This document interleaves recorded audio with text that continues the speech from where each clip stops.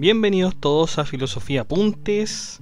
Hoy estamos con estos dos hombres, estas dos grandes influencias de la filosofía, que fueron Platón y Aristóteles.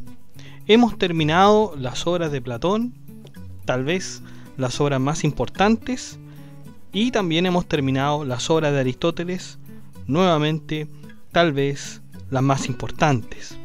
Por lo tanto, vamos a ver ahora un paralelo. Vamos a establecer un paralelo entre el filósofo Platón y el filósofo Aristóteles. Vamos a ver sus diferencias, vamos a ver quizás también alguna semejanza que tengan, para que tengamos un estudio completo de estos dos filósofos. Sin más preámbulo, vamos allá. Bueno, una de las primeras diferencias que existen entre Platón y Aristóteles es la naturaleza. Para Platón, los ríos surgían del Tártaro, la región más profunda de la Tierra. No solo surgían de ahí, sino que además también desembocaban ahí. Por lo tanto, los ríos, que es parte, ¿no es cierto?, de la naturaleza, surgían de este inframundo que se llamaba el Tártaro. Acuérdense que antes del Tártaro está el Hades, ¿no? Pero aquí estaba el Tártaro y es de ahí donde surgían y de ahí donde desembocaban los ríos. En cambio, para Aristóteles, los ríos surgen del ciclo del agua, que se produce empezando por la evaporación del agua, su condensación y finalmente su precipitación hacia las montañas. Esa es la formación de los ríos y es la explicación actual. Es la explicación actual de la formación de los ríos. Así que Aristóteles estableció algo ahí que es permanente, una investigación que hasta el día de hoy se sostiene, y en cambio lo de Platón quedaría más bien como en un mito, ¿no es cierto?, como acostumbraba a darnos Platón, y para Aristóteles, por lo tanto, surgía del ciclo del agua. Geometría. Para Platón, la forma de los elementos están basadas en las figuras geométricas que los representan. El fuego por tetraedros, el agua por icosaedros, el aire por octaedros, la tierra por cubos y los límites de la tierra por dodecaedros. Tenemos que pensar que Platón era un gran fanático de las matemáticas. Recordemos que en su biografía, cuando uno quería entrar a la academia tenía una frase en su entrada y decía: no entre aquí si no sabe geometría. No entre aquí si no sabe geometría. Bueno, bastante elitista, ¿no es cierto?, era la academia de Platón. Pero fijémonos en esto. Para Platón, las figuras geométricas representan los elementos del mundo, ¿no? Representan el agua, representan la tierra y el fuego. De hecho, el fuego está representado por un triángulo. ¿Se han fijado? No sé si se han fijado en esto, pero pongan atención cuando vean ustedes los extintores. En efecto, los extintores tienen un símbolo de triángulo, ¿ok? Tienen un símbolo de triángulo donde en una de sus caras, ¿no es cierto? Bueno, esta tiene tres. Está el combustible, el oxígeno, y el calor. Por lo tanto, el fuego, que está basado por el tetraedro, ¿no es cierto?, que es una especie de triángulo, está basado, ¿no es cierto?, en el fuego. Claro, si ustedes ven la forma del fuego, el fuego se dirige siempre hacia arriba. Siempre se dirige hacia arriba. Por lo tanto, bien Platón llegó y hizo la asimilación, la semejanza entre el triángulo y el fuego.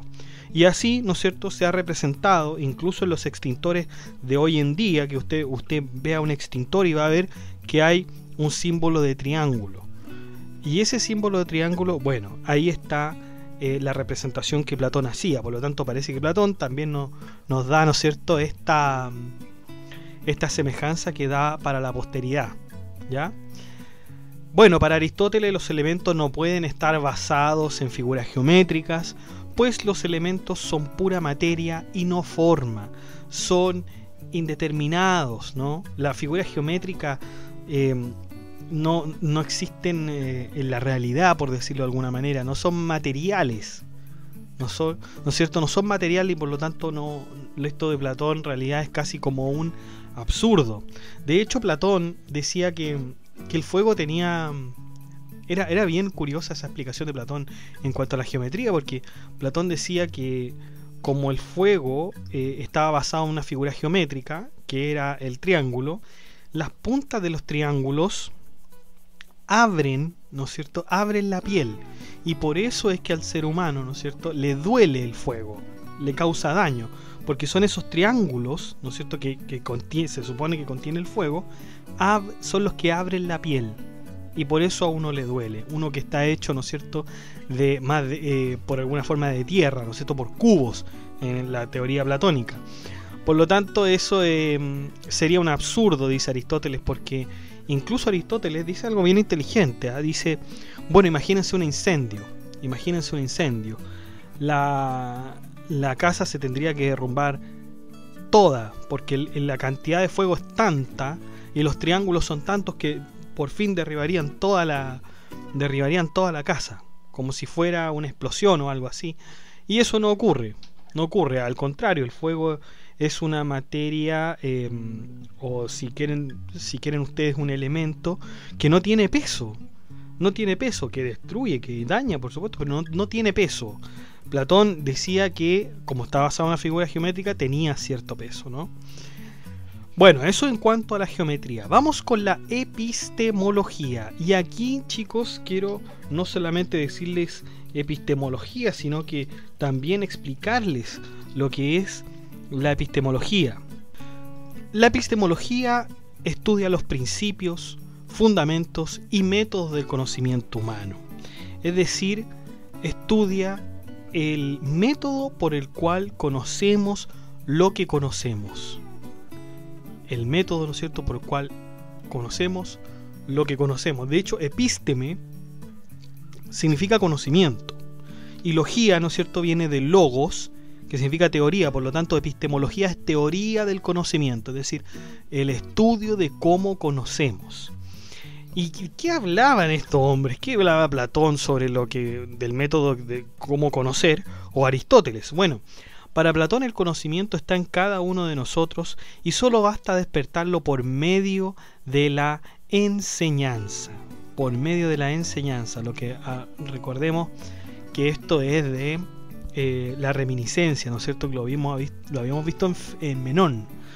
Recordemos que el alma lo sabe todo y necesitamos del pedagogo para que despierte esos conocimientos que quedaron olvidados. Recordemos que la teoría de Platón, que el alma es inmortal y el alma, por un olvido, ¿no es cierto?, cuando cae prisionera en un cuerpo, cae en el olvido y por lo tanto no recuerda todo lo que aprendió en la vida pasada. Por lo tanto, o en consecuencia, para no repetir, por lo tanto, el pedagogo, el profesor, tiene que despertar esos conocimientos olvidados del alma. Esa es la diferencia, esa es la teoría de Platón en cuanto a la epistemología. Nosotros ya tenemos todo el conocimiento adentro, solo falta despertarlo. En cambio, para Aristóteles, el ser humano es una tabula rasa, es decir, que dentro de nosotros no hay ningún conocimiento, como sostiene Platón.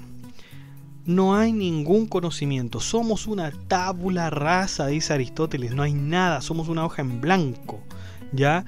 Platón dice, no, el alma guarda sus conocimientos, los tiene ahí, basta que el pedagogo haga su deber para que el alumno pueda recordar todo eso que olvidó. Aristóteles dice que no, que somos una tabula rasa, que no tenemos conocimiento dentro, ni previo, ni nada. Entonces Aristóteles dice, ¿cómo entonces llegamos a conocer lo que conocemos? Dice Aristóteles que para conseguir ese conocimiento deberemos acudir a los sentidos. Por lo tanto, la primera etapa de conocimiento para Aristóteles son los sentidos. Esto para Platón, ¿no es cierto?, no le vendría en gracia, porque para Platón el verdadero conocimiento está en las cosas inteligibles y no en los sentidos. Acuérdense que Platón divide el mundo, etcétera, etcétera, etcétera. Entonces Aristóteles dice una frase que nos queda para la posteridad y nos queda para todos, ¿no?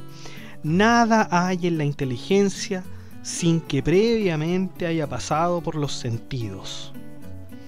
Nada hay en la inteligencia sin que previamente haya pasado por los sentidos. Eso es lo que nos dice Aristóteles. Y esa es la diferencia, ¿no es cierto?, de epistemología en cuanto a Platón y el señor Aristóteles. Veamos la metafísica. Para Platón existen dos realidades, el mundo sensible y el mundo inteligible. Este último es el más importante, representando la inteligencia del ser humano, mientras que el otro representa la ignorancia del ser humano al quedarse enajenado por las imágenes. En efecto, Platón era un buen observador y Sócrates eran buenos observadores del comportamiento humano y veían que los hombres que no se preocupaban de cultivar el conocimiento, de estar más a favor de las cosas inteligibles que de las cosas sensibles, eran hombres que a final de cuentas se contentaban con lo aparente, con las imágenes, y estaban ahí, les gustaba quedarse ahí, ¿no es cierto?, y no avanzaban más allá. Por lo tanto, la metafísica platónica es la división de dos mundos, el mundo sensible y el mundo inteligible. ¿Cuál es el mejor? Por supuesto que el mundo inteligible. El mundo sensible no hay nada, solamente sensaciones que en realidad no constituirían algo sustancial, ¿no es cierto? Sí podría ser, y esto creo que en mi opinión sí puede ser el primer paso para el conocimiento, ¿no? Sí puede ser eso. Bueno, para Aristóteles no existe ninguno de estos dos mundos. No existen. Cada ser tiene una idea particular de aquel mundo. En realidad, para Aristóteles solo existiría el mundo sensible. Este estaría formado por substancia y accidente que lo categorizan. Recordemos que la substancia, eso es aquello que permanece, ¿no es cierto? Y los accidentes es todo aquello que cambia. Pero eso está en la realidad. No hay otro mundo, no hay un mundo inteligible y un mundo sensible, no, olvídense. Aristóteles tiene un solo mundo, ¿no? Ontología. Ontología es el estudio del ser. Bueno, para Platón, el alma es inmortal y el cuerpo es mortal. Aquí podemos incluso extrapolar, ¿no es cierto?, la división del mundo sensible y mundo inteligible. O sea, el alma es inmortal, mundo inteligible, cuerpo es mortal, mundo sensible. En el Fedón vimos cómo el alma es la que entrega la vida al cuerpo en un ciclo continuo, ¿no es cierto? La esencia para Platón está en el mundo de las ideas y no en el mundo sensible. Por lo tanto, el alma es inmortal. Lo que es mortal, lo que perece es el cuerpo, pero el alma es inmortal y está en este ciclo, ¿no es cierto?, de pasar en varios cuerpos. Para Aristóteles, eso no es cierto. Eso no es cierto. Para Aristóteles simplemente el alma muere junto con el cuerpo. Lo único que puede ser inmortal es la mente o el intelecto. La esencia para Aristóteles está en el individuo porque esta es una sustancia. Esta es una sustancia y esto está en la realidad, chiquillos. No está en otro mundo, no hay otro mundo aquí. ¿Ok? Por lo tanto, para Aristóteles el alma muere con el cuerpo, porque el alma es la combinación, ¿no es cierto?, de forma y materia, y si uno separa la forma y materia ya no habría ser, porque la materia no puede estar sola y la forma tampoco, aunque chiquillos, bueno, Aristóteles deja un problema con esto del intelecto. Esto lo vamos a ver mucho más adelante, o quizás no tan adelante porque ya terminamos Aristóteles, pero fíjense que Aristóteles instala el concepto de intelecto activo e intelecto pasivo, y lo instala de tal manera que en la Edad Media, ni siquiera en la filosofía romana, sino que en la Edad Media se comienzan a a postular un montón de teorías referentes al intelecto activo y al intelecto pasivo, pero un montón de teorías. Incluso los árabes van a mantener algún interés. Árabes como Al-Ghazali, Al-Farabi, no, Al-Ghazali no, Al-Farabi sí, Averroes, sobre todo Averroes, chico, Averroes, que era un fanático de Aristóteles, y Avicena. Avicena es el otro que también va a tomar esto del intelecto pasivo y el intelecto activo, que son cosas que de alguna manera el intelecto activo es un intelecto que queda siempre y que se le vincula con el intelecto de Dios. En cambio el intelecto pasivo es el intelecto que tiene el hombre, ¿ya? Es muy temprano para hablar de esto, chiquillos. Pero no se preocupen que lo vamos a volver a ver. Solamente quería manifestar que con Aristóteles el alma muere junto con el cuerpo, y con Platón el alma es inmortal. Ética. Para Platón la virtud es la esencia. Es la esencia de las cosas. El mundo inteligible. Ahí está la virtud. La virtud no se toca, no se huele, no se saborea, ¿no es cierto? La virtud está en el mundo inteligible. Es algo que no se puede, no es tangible, ¿no? Por lo tanto, la virtud está ahí y no en el mundo sensible. Por lo tanto, se debe rechazar todo lo que es visible y accesible a aquellos sentidos y procurar acercarse a la esencia, a lo inteligible. ¿Ya? Para Aristóteles, la virtud se encuentra en el justo medio, es decir, el equilibrio entre dos extremos. Por ejemplo, ¿cuál sería el intermedio entre la temeridad y la cobardía? ¿Cuál sería el intermedio entre la temeridad y la cobardía? La valentía, por supuesto. He ahí el justo medio. Por lo tanto, si bien estas son diferencias, son distintos puntos de vista. No creo que sean contradictorios, pero Aristóteles sí contradice el mundo sensible y el mundo inteligible, ¿no?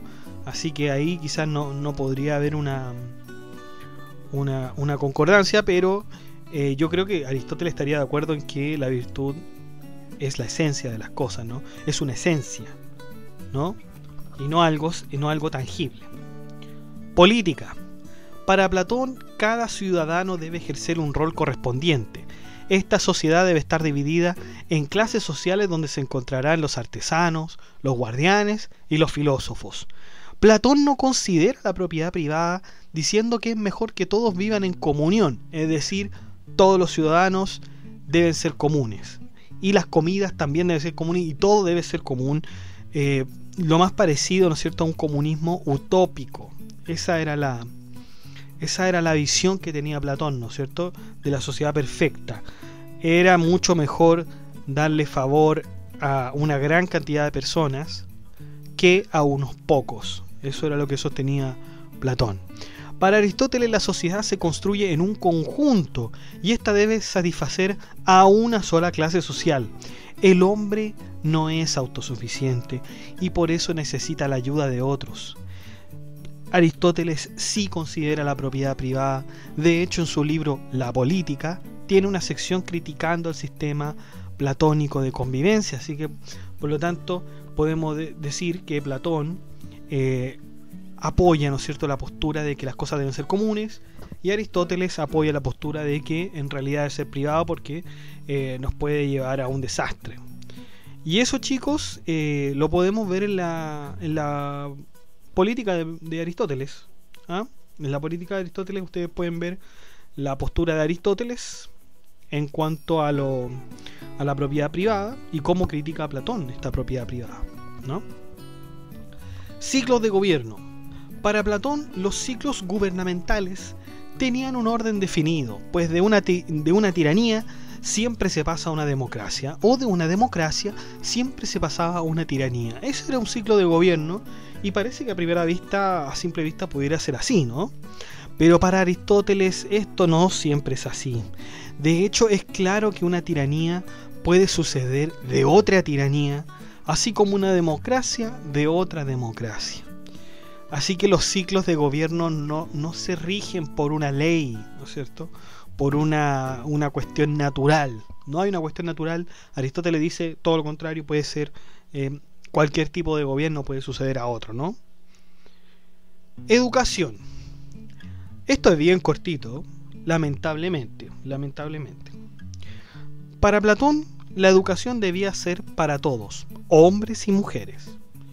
Para Aristóteles, la educación solo debía ser para los hombres y no para las mujeres.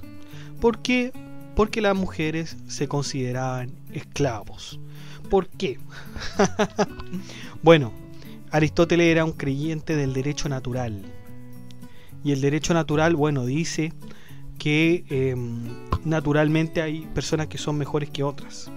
Por lo tanto, en esos tiempos, en la antigua Grecia, los hombres, ¿no es cierto?, que eran los que gobernaban, los que tenían fuerza, los que iban a una guerra, se consideraban superior a las mujeres y por lo tanto la mujer quedaba en segundo lugar y como una esclava. Pero eso no le impedía, ¿no es cierto?, también tener mando sobre el hijo y sobre los esclavos, ¿no? Sin embargo, Aristóteles decía que no, que la educación solamente debía ser para los hombres, y Platón dice que no, que todos deben educarse, hombres y mujeres. Esa es más o menos las diferencias que podemos ver entre estos dos filósofos. Podemos ver en efecto que sus ideas eran muy opuestas, aunque en algo se acercaban el uno al otro. A pesar de todo esto, podemos decir que las ideas de ambos fueron las fundadoras de la filosofía y por lo tanto de todas las ideas de las ciencias restantes. Es un gran mérito el de estos filósofos y pensadores de la antigua Grecia haber construido todo un sistema de lógica que es indispensable para entendernos los unos con los otros. Por lo tanto, salud, ¿no es cierto?, por Aristóteles y salud por Platón, que son los que van a fundar y asentar las bases no solo de la filosofía, sino que de las ciencias, de la política, de la lógica e incluso podríamos decir de la literatura. Podríamos decir eso.